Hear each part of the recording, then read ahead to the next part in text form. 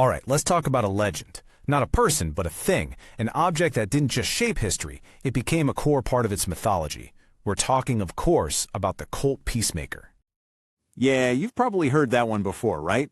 God created men, Colt made them equal. Now, that wasn't some official marketing slogan. It was something people just started saying. And it really gets to the heart of this powerful idea, that a single invention, a reliable firearm, could completely level the playing field. So the real question is, how on earth did one gun get a reputation like that? Well, the answer is a lot more complex than just a good piece of engineering. It's this perfect storm, really. You've got a genius inventor, a totally new way of making things, and yeah, a little bit of magic from Hollywood. This is the story of how the Colt single-action army became the legendary Peacemaker. Okay, so to really get the gun, you've got to get the man behind it first. And that man was Samuel Colt. He was a visionary, for sure. But his vision went way beyond just a new kind of gun. He saw a whole new way of making everything. You know, Colt's journey was not some overnight success story. Far from it. As a young guy at sea, he gets his brilliant idea watching a ship's capstan. You know, that big wheel they used to haul up the anchor? He thinks, hey, what if that rotating thing could be used in a gun? So he starts a company in Paterson, New Jersey, and it fails, totally flops. It seemed like it was over. But then, in 1847, a Texas Ranger, Captain Samuel Walker, shows up. He needs 1,000 heavy-duty revolvers for the Mexican-American War, and he needs them now. That single order, well, it changed absolutely everything. But here's the thing. Colt's real genius wasn't just the design of the revolver. It was how he built it. This guy was on the cutting edge of the Industrial Revolution. See, before him, guns were basically custom jobs, handcrafted one by a single gunsmith. Colt changed all that. He perfected the use of machine-made interchangeable parts on an assembly line. Think about what that means. Suddenly, you can mass-produce these things. They're more reliable, and if a part breaks in the middle of nowhere, you can just swap in a new one. It was a total revolution in manufacturing. So that big order from the Texas Rangers really put Colt on the map. It set the stage for everything that came next. But the gun we all know, the one that would become the icon, the Peacemaker, that was still a few years down the road. Before he could create his masterpiece, Colt ran into a huge roadblock. And it was a business problem, not a technical one. A competitor, a guy named Roland White, held the patent for bored-through cylinders. Now that might sound technical, but it was the key piece of tech you needed to use modern bullet cartridges, and White licensed that patent exclusively to Smith & Wesson. So what could Colt do?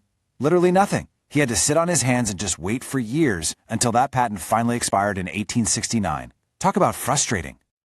Okay, so once that patent expired, Colt's team was finally free to get to work. And what they designed was just elegant. It was simple, it was tough, and it just worked. It's what we call a single-action revolver. So what's that mean? Well, it's pretty simple. For every shot, you have to do one action first. You have to manually pull back the hammer with your thumb. You know that classic click, click, click sound from every old Western movie? Yep. That is the sound of a Colt single-action army being cocked. It's iconic.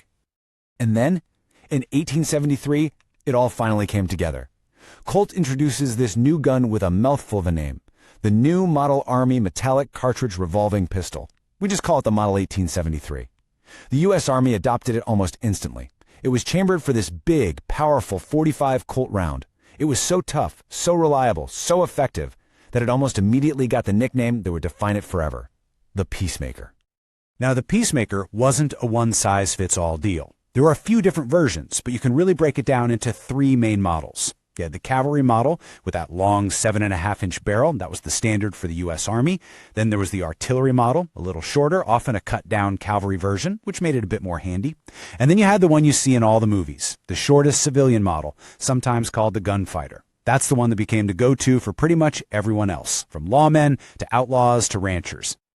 And this is the moment, right here, where the Peacemaker stops being just a tool, just a gun, and becomes a character in the American story. This is where it becomes, in both real life and in our collective imagination, the gun that won the West.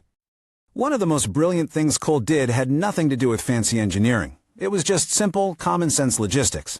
They released a version of the Peacemaker called the Frontier 6-shooter. And what was special about it? It was chambered in .4440, which just so happened to be the same exact cartridge used by the incredibly popular Winchester 73 rifle. Now just stop and think about that for a second. If you're a cowboy or a settler out on the frontier, what does this mean? It means you only have to carry one type of ammo for both your pistol and your rifle. This wasn't just convenient, it was an absolute game changer. And the power of this gun as a symbol, it's just incredible. I mean, we're talking decades after the frontier was closed, well into the 20th century, and you've got General George S. Patton, General Patton, proudly wearing an engraved, ivory-gripped Peacemaker as his personal sidearm all through World War II. That just goes to show you how much the legend endured. But you know, every story has its ups and downs. And for the Peacemaker, it looked like its time in the sun was coming to an end. Technology just kept moving forward, and that old single-action design, well, it started to look like something from a bygone era, a relic. I mean, look at the timeline. By 1892, the Army had already replaced it with a newer double-action revolver. As the 1900s rolled on, it just got more and more obsolete.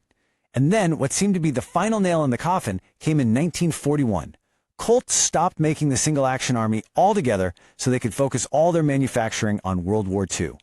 That was it. It really seemed like the end of an era. So in that first big run from 1873 to 1941, Colt made almost 358,000 of these first-generation Peacemakers. That's a huge number, a testament to an iconic firearm. But here's the kicker. That wasn't the end of the story. It was just the end of Chapter 1. Yeah, not even close. The Peacemaker was about to be reborn, and the comeback came from a place nobody ever would have expected. So what brought it back? Was it a new military contract? Some kind of technical upgrade? Nope. It was Hollywood. Think about the 1950s. After the war, America became obsessed with Westerns. You had TV shows like Gunsmoke, and of course, every movie starring the Duke, John Wayne. It completely dominated pop culture. And what was the one gun that every single hero and every single villain had strapped to their hip? You guessed it, the Colt Peacemaker. People wanted one, badly. Demand went through the roof, and Colt did something that almost never happens in manufacturing. In 1956, they put an 80-year-old, totally obsolete design back into production. And this is where the story gets truly wild. Check this out. The Peacemaker's second life, this new run that was purely driven by movies and TV, has now gone on for longer than its original production run. Just let that sink in for a second. The gun's life as a pop culture icon has lasted longer than its actual time as the premier sidearm of the Wild West. That's incredible. Which brings us right up to today. The Peacemaker isn't some dusty museum piece. It's a living, breathing part of American culture. They are still making them, and people still love them.